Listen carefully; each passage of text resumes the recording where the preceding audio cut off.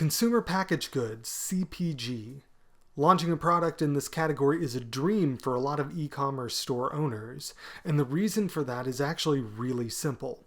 They're purchased, consumed, and replenished. So, if you do it right, customer retention's built in from the get-go, if you do it right. But how do you, do it right? CPG marketing, that is. In this video, I talk with Alison and Karin, the co-founders of UMAI Marketing. They and their marketing firm specialize in CPG marketing, and in this video, I'm going to ask them a bunch of questions, and they provide some really thoughtful answers. Now, we're going to cut to the interview in just a minute, but real quick, my name is Brandon. This video is brought to you by Fulfillrite. We ship orders for e-commerce and crowdfunding companies. Link down there below. For more details, quotes are always free. Now, one last quick note, we edited this with a light touch because we wanted to keep it honest and simple, like a few professionals on a Zoom call, which it is. All right, let's cut to the interview. All right. Well, I should also thank you for doing that blog post just a little while ago as well. There's a lot of, I'm going to link this down below, by the way. There's a lot of good information that you provided on just general CPG marketing practices that I think is just worth checking out for anybody who's got the time to go through that, because it is dense with advice, but it is not hard to read because you gave the raw information away that's very easy to understand, which I appreciate. Yeah, absolutely. Always a pleasure to work with you, but also that's just part of our MO and our mission, to try to give some advice where we can, because it's just a wild world out there, especially for CPG brands. So Yeah, definitely. And because you gave such a good roadmap in that post, I actually want to explore some things that weren't covered in that yet. Because I think this is one of those things that, I mean, CPG marketing is big. It's not a thing that you're going to be able to cover in one post or in one video or anything. So it's like, let's just explore some different angles here. So one thing that I'm curious about is, how do you come up with a good product launch timeline for a CPG product?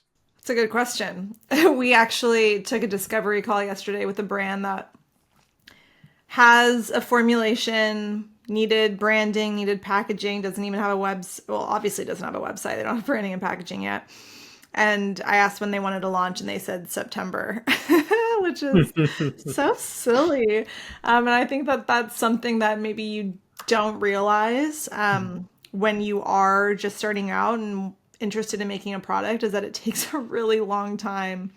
Even once you have it and you have it in your hands, it's going to be a while before you can blast it into the universe. So when it comes to product launches,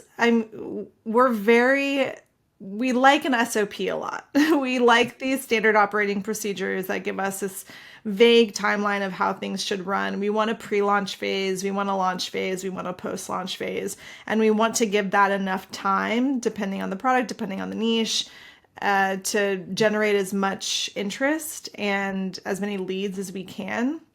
So I think it really depends on the product, but generally I'd want to see us have at least 2 months to prepare before launch. Alison, do you have a different timeline that you'd think of for that? no, I mean, in terms of marketing, and having that pre-launch time that Karen's talking about, that is incredibly important to start, because all these platforms that we're using, they're cooking people. So it's important to start building up that data for these platforms. It's important for you to start understanding who, even if you think your target audience is someone else, and you planned it that way, a lot of times that initial data that comes in is going to steer us a different way. So the more time, the better. But at the same time, it's often better out than perfect. Like, you can't stop a launch because of one small little thing that you want to perfect. chances are no one's really going to notice, and it's better just to start getting it out there and start learning as you go. So I know I just said some conflicting information, but it's sort of like a balance, I would say, between those two. Well, the uneasy answer to all this is like, yeah, there's actually conflicting information, and you've got to carry it both. There's like, correct me if I'm wrong here, but I've seen this pattern play out in other places. You got two tracks, right? That you've got to handle in parallel. You've got your supply chain stuff. You got to figure out what you're going to make and figure out the manufacturing, the prototyping, the sourcing, etc. That stuff's only getting harder because you can't necessarily rely on imports. Or maybe not. Who knows? We'll see what happens when this is live.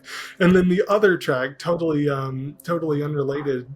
Well, actually, not totally unrelated. It feeds right back into it. Is getting it in front of people, like focus grouping it, testing it, building up your audiences, because that takes time. It's like you said, these advertisements, you don't just turn them on and they perform, and other marketing techniques as well. And I guess you've got to just juggle both of them and just respect that they both take a lot of time.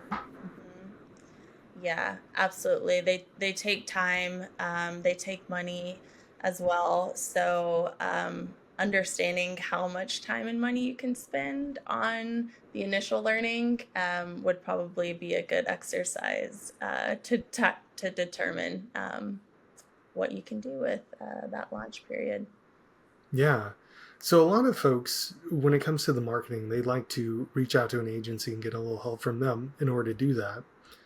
What should a CPG founder know before they hire on a marketing agency? That's such a good question. And you know about it, you know just as well as we do. I think the number one thing that I would request from brands that come in is to come in with an open mind and a willingness to trust your partners. If you come into a partnership with an agency with this preconceived notion of what everything should look like, what everything should sound like, and you get disappointed by it and you push back on it, and you're not letting the testing prove the content, 10 out of 10 times we're seeing these brands fail. And I hate to say that, but there has not been one instance in our experience over the past 7 years of our agency where a founder came in and was really resistant to testing and also succeeded later. These brands need flexibility and an open mind to be able to grow, and I stand by that.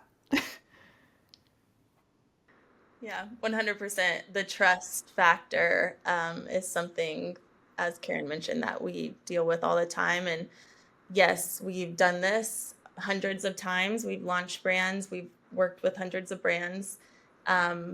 We know we have an idea and a plan and a strategy of what we think will work, but think is the key word here, because no matter what, we are going to want to test things and really understand what resonates. And that's always going to be different. And that's a good thing, because that helps you stand out from everyone else. I don't hear enough people talk about the need to be flexible when you're coming up with a project, honestly, because there's a lot about preparing this and doing all these things in advance, but you also don't know how people are going to react, and the best way to find out is just to ask them. And then you have no idea what people are going to say. They could give you all kinds of out-of-pocket advice or some really good advice that you just didn't see coming. And if you don't adapt to it, then you're going to make a product that doesn't necessarily serve people's needs. Yeah. And I mean, agencies are expensive. Mm-hmm. Why pay somebody for work and advice that you don't agree with or don't align with? Move on. Move on to the next partner. And if you see this being a pattern where you're agency hopping and it's always the agency's fault, then I think it's time to maybe look inward. Yeah. Now, I don't know if you've ever worked for like a Fortune 500 or something, or if you know folks who do.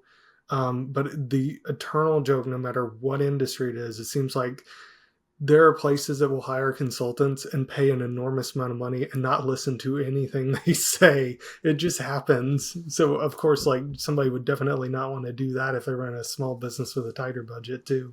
Right. Yeah, you don't have those big $1 million budgets to hire Mhm. consultants you don't care about, so Yeah, definitely. don't recommend. Yeah, gotta agree. So with that in mind, I'm curious, how are your clients approaching marketing differently this year than they might have a year or two ago? Hmm. I don't know if I could think of one singular thing across clients. I think something that lately I've been appreciating is our clients' willingness to put an effort into community building. So, not necessarily um, running only sales campaigns or thinking only about the direct attribution of something, but understanding that it's a larger ecosystem and putting in the work to create those communities on TikTok, on Instagram, where you're not necessarily seeing we posted this reel and it got 20 purchases. Understanding that that is still a major part of what you're building. I've noticed that lately and appreciated it. What about you, Karen? That's a really good note. I mean, the first thing that comes to mind, and kind of the only thing that's in my mind is, and I don't want to talk about politics, but I think more people are less inclined to want to spend a lot of money on Meta right now, and just figuring out different things that we can do to still drive the same amount of sales and traffic with a lesser Meta spend. It's challenging, but I think a lot of that is influencer and creator marketing, which is also just as expensive, if not more expensive, than advertising, with a less direct impact in some ways. So it really just depends on the budget and what the brand is willing to put their money into. Yeah, I think you're both touching on very interesting things here. The first being, yeah, people are more willing to just sit there and actually do the community building work. It seems like people, they get it. Or maybe it's just kind of culturally become a thing for a person to be their brand, and people just kind of have intuited that they need to do that. And so, like, less fighting on that. Great, awesome, makes these launches easier. But at the same time, yeah, it's not 2015 anymore. You can't just run some Facebook ads and like succeed, or even 2018 and run some Instagram ads and succeed. Um, Acquisition tracking has been messed up since iOS 14, which is like 4 iOSs ago or 6 or something like that. I don't even know anymore. Um, so you can't track this stuff. And of course, there's like different people have taken issue with Meta at different times for different reasons, sometimes different groups simultaneously for incompatible reasons. And so it's like, well, now you don't have just one big ad player anymore. It's split between Meta and Google, and Amazon and LinkedIn more and more these days, and TikTok, as well as a bunch of influencers too. It's interesting because it's like you can't go in on one channel the way you used to do a few years back. Hmm. Which we like as well, because there you're talking about back in the day when you launched a Facebook, back when it was Facebook and not Meta. Um, you were one of few advertisers. There was plenty of room to bid, and it was a lot easier to scale. But if or Facebook um, decided to at any point, they could shut down your account, and that's your major revenue stream. And so it is nice to have multiple channels, and not just relying on one anymore. Yeah, and I know that had even happened and may have even contributed to the difference, because I know like there was a period of time, it seems like you go on Reddit and everybody was like, my account was restricted. I don't know why. It was a lot of these, and who knows how big of a representative sample that is, because only the complaints show up there. But regardless, it's like if one player has all the power in there and then you get banned from it, it's like, what do you do? It's just like you said. Yeah, it used to be every update they would do would have bugs that would generally cause people's accounts to get blocked or banned. It was just always a nightmare and cyclical like that. Yeah. SEOs sometimes have the a similar issue with Google.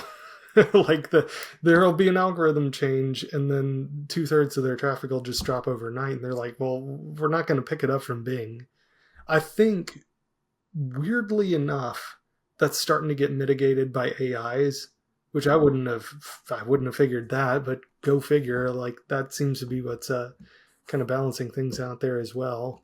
Yeah, agreed. And even what you said with all of the iOS and privacy changes, which I think is important as a consumer that you have what seems to be more privacy, but it changed the game in a big way with advertisers and marketers.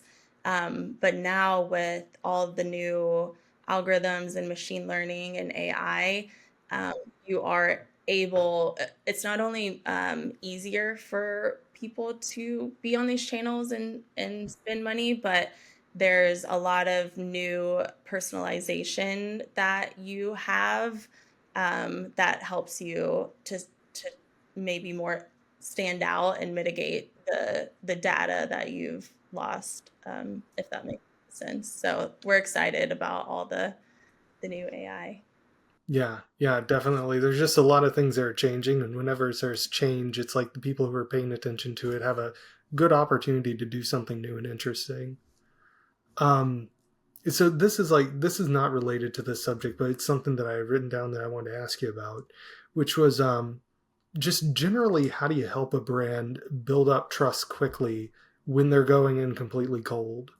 I think a lot of it has to do with your ability to tell a story um, instead of what you're putting out consumer facing, trying to maybe just force people to know how great your brand or product or what have you is.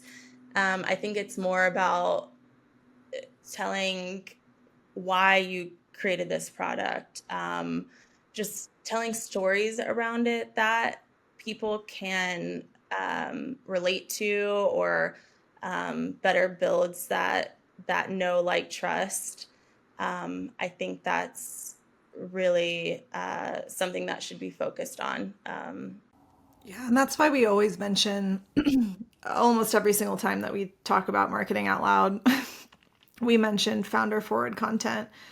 And with a good understanding of not everybody wants to be part of the brand story, or not everybody wants to create content on social media, but just understanding that if budgets are slim and you are trying to get people to care about a product or care about your brand or care about you, you have to get them to care about you first, right? Like there's so many products on the shelf. There are so many brands being launched every single day.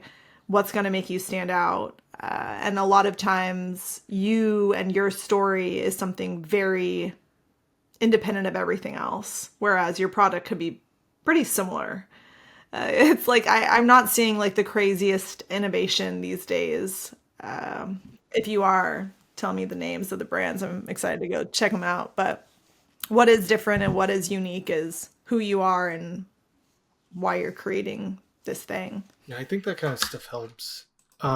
So on that note, like how do you decide when somebody needs to focus more on trying to get into retail distribution or try to go for more of a direct to consumer kind of strategy? I think it depends on the product. It just really depends on the product. You have to be realistic about sending your product direct to consumer, how much it's going to cost, what the headache is going to be like. Obviously, a lot of brands want that because the opportunity is there, but If you're a refrigerated glass jar of something, maybe that's not going to be your best bet. You just have to be realistic about that. Allison, what were you going to say? Basically the same thing. A lot of times that decision is made for you, depending on, like Karen said, your product or how big your team or how much your team can handle, just like logistically. And a lot of times brands start with one or the other, usually the easiest route until they can build out the other route, and both are fine, as long as you go all in really on that one route. But like Karen said, I think you said this, most of our brands have goals at least to have both channels, because there's just so much more reach, obviously, when you have that in-person retail presence as well as the digital world, as well. Yeah, and I guess to be fair to both ways, like neither one's easy. One way you got to have a whole store set up, you got to have various acquisition funnels, and the other one, well, you got to know the purchasing manager at Costco and say the magic words to them. I mean, both of them are viable paths, but it's like it's tricky either way, and you really do have to just commit to whatever path you want to take. Hmm. Yeah, yeah, if you just got into that Costco, you need to put a lot of effort to make sure that those SKUs are selling. Otherwise, that channel is going to go away really soon. So yeah, just going all in, like you said, is definitely important. And I think that's also something else, now that you're saying it, coming back to one of your previous questions about the difference this year. I don't know if you're feeling this way, but Allison, I would say this year, the pressure that retail is putting on these brands has felt higher in the past several months. And I don't know if that's just the state of the world right now or what, but there is an immense pressure that these brands are feeling. If they don't sell well within the first few months, their whole business is over. And I don't know where that's coming from. I think it definitely has to do with where the world and our economy is. We've noticed a lot of the retailers maybe aren't doing as well as they did in previous years, and they're putting a lot of that pressure, like Karen said, on um, the brands that are in their store, and actually forcing them, making them run certain marketing campaigns, spending certain amounts that previously they wouldn't have had to do. So I don't know how, in the initial conversations, if that's a part of the deal every time, but if you are a brand looking to get into certain retailers, just make sure that conversation comes up. Like, what are you going to make me do to have my product in here in terms of my marketing budget? I'm not surprised to hear that you're feeling that your clients are starting to feel pressure, because that lines up with a lot of other data that I'm seeing just generally online. I've been covering the tariff beat, so like a lot of financial news is coming to my inbox, and so consumer spending sentiment has just generally been down below what it was during, I think actually below where it was in COVID, not quite as low as it was back in 2008 in the fallout of that. And it's rebounded some. Like, it's a funny little metric. You can't take that too seriously, as with all economic indicators. Um, but also, like, when that happens, it means that people are asking questions or changing their purchasing patterns. So of course your clients would see that. And this is informal, but I watch it because I feel like it means something. I just don't know what. I did a plain listicle piece on recession proof products, things that tend to outperform in recessions. And every single time there is weird financial news that just shoots up like crazy. Like, the search volume just jumps. And I saw that happen again in the last couple of months. So I have to wonder if it's just like, that's just another thing that's tapping into people are a little worried. And so that retailers are starting to add pressure too, because all those purchasing managers and financiers and so on are people too, trying to manage whatever's in their field of vision. Definitely. The pressure is being felt across the board, that is for sure. So CPG is a lot of food and beverage. That's not all of what it is, but food and beverage is a pretty large part of it. So if somebody wanted to launch a product in the category of food and beverage, what do you think they should prioritize right now? I would say, I mean, there's so many things to prioritize, but first and foremost, make sure your product stands out on the shelf. I think that's a no-brainer. So many people will purchase products just based on what it looks like, and you gotta lean into that because I mean we have a product on our roster right now, a brand on our roster that when we first had the conversation, we were like, oh, we're probably going to have to turn them away. It's not the right time. The branding is just like not there. And I would say that they are truly one of a kind because it's an anomaly, really, that they can not have updated packaging and sell so well.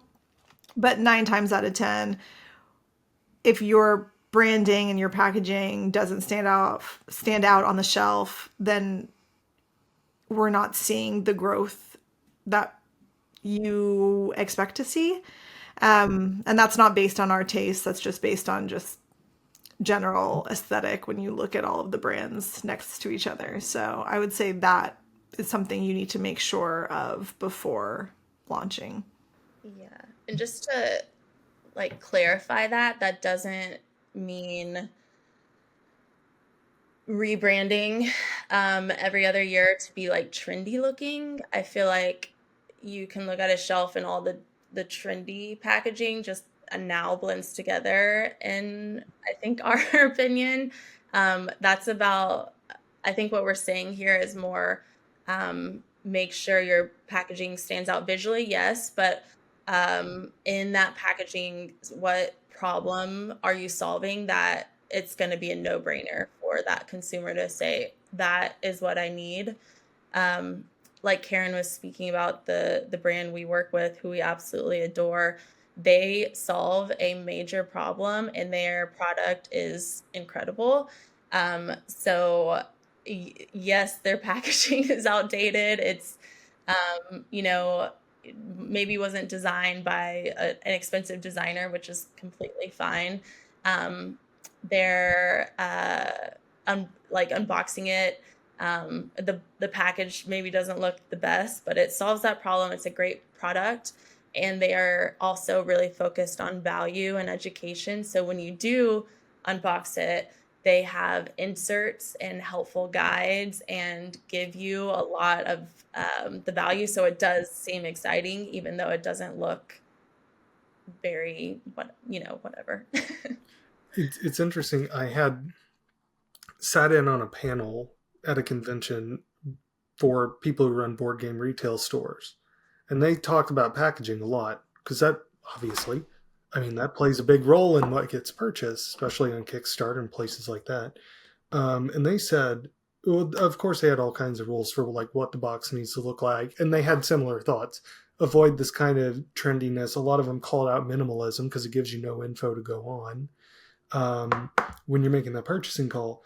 But they also talked about, can I pick up the back of the box and teach somebody how to play? Obviously, that doesn't apply to every product. Definitely not food or beverage. But I have to imagine that like good packaging is not just something that catches an eye on the shelf, but that when somebody picks it up, sells it on the back too, and has all of whatever it is that people are looking for. For sure. And what is it? RX Bar, that was like one of the first to just be really direct on the ingredients and on the front of the packaging. Very simple, very, very simple packaging, but that is answering somebody's initial question immediately. So, yeah, And it's just not beautiful. It's a brutalist approach.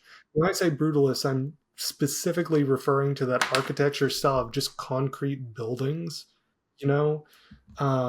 it's the packaging version of that. But to your point, it's like somebody said, well, this is all people are looking for anyway, this specific consumer. They just turn over and go to the nutrition facts.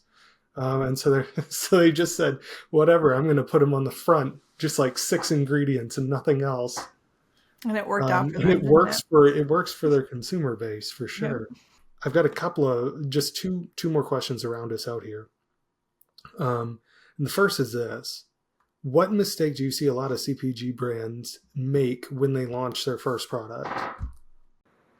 I'll go first on this because it happens a lot. There's probably, there's a few we could talk about, but the big one that just bothers me, I guess, is when a team or a founder really wants their product to be for a certain person, demographic, what have you.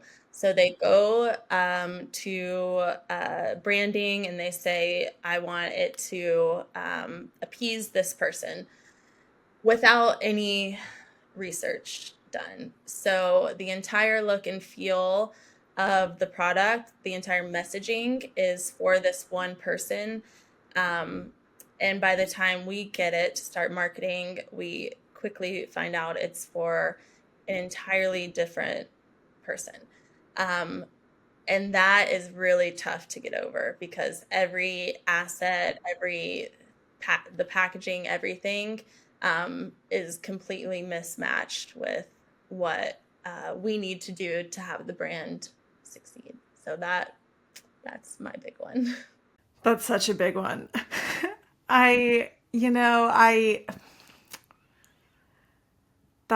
There's so many different things that can go wrong, but I cannot stress it enough, and I've already talked about it, but I'm going to talk about it again, is playing off of what Alison just mentioned, is you have to be willing to test and you have to be willing to pivot.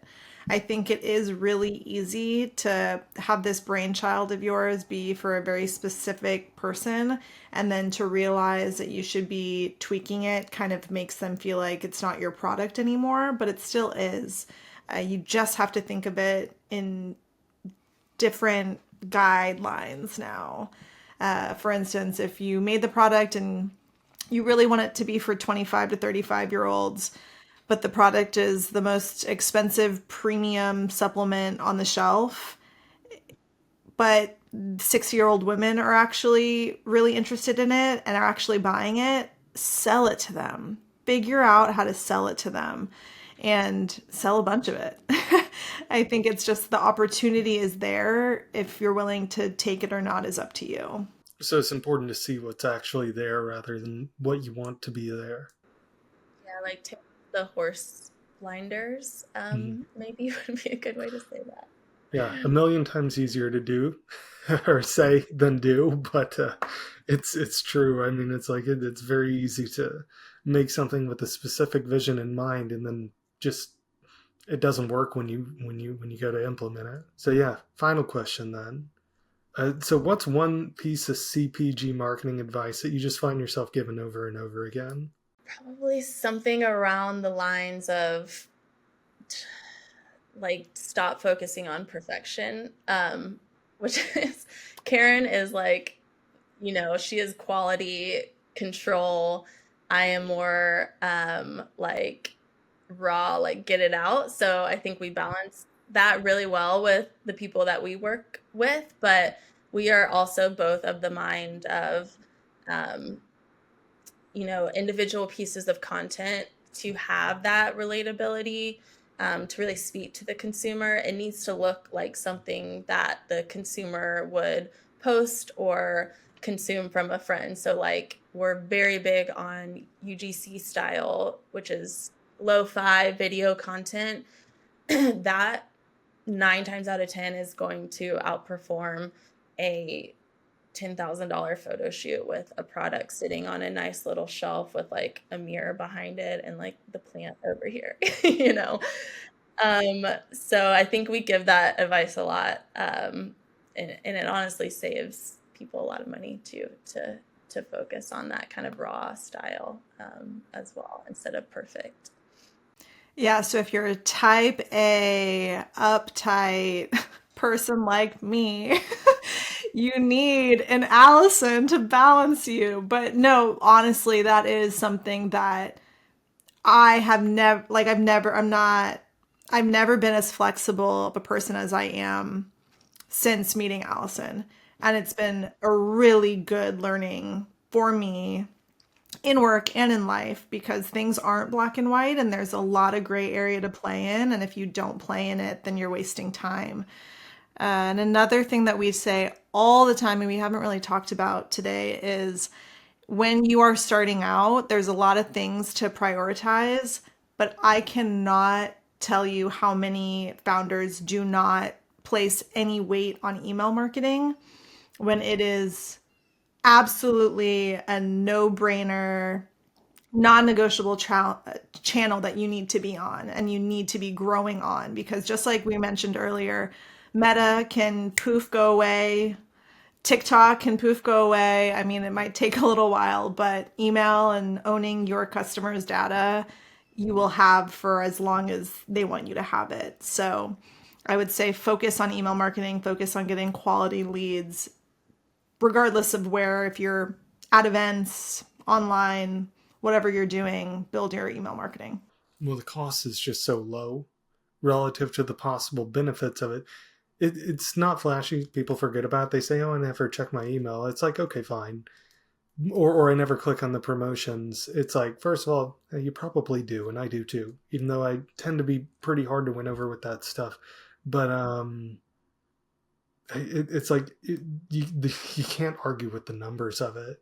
It's not like social media. It's not proprietary. Email's been around since like the 70s or something like that, before the internet. Your mailing list is yours.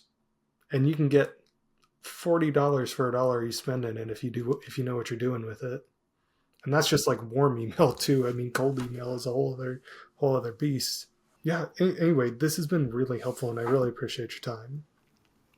Thanks, Brandon. It was so nice chatting with you. Yeah, it's been nice chatting with you as well. Yeah. Thanks for watching this interview. I appreciate it, and I know that Alison and Karin do too. Details on both of our companies can be found in the description.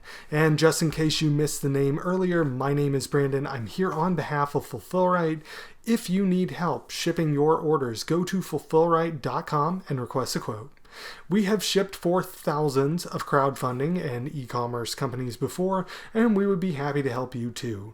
The quote won't cost you a thing, so if absolutely nothing else, you get some good information on pricing. Link in the description. Now, if you enjoyed this video, please take a moment to like and subscribe. Don't forget to slap some postage on the bell so that we can express ship new videos to you as soon as they drop. And last but not least, if you have any questions, please leave a comment down below. I will personally answer as many of them as I can. Thanks for watching.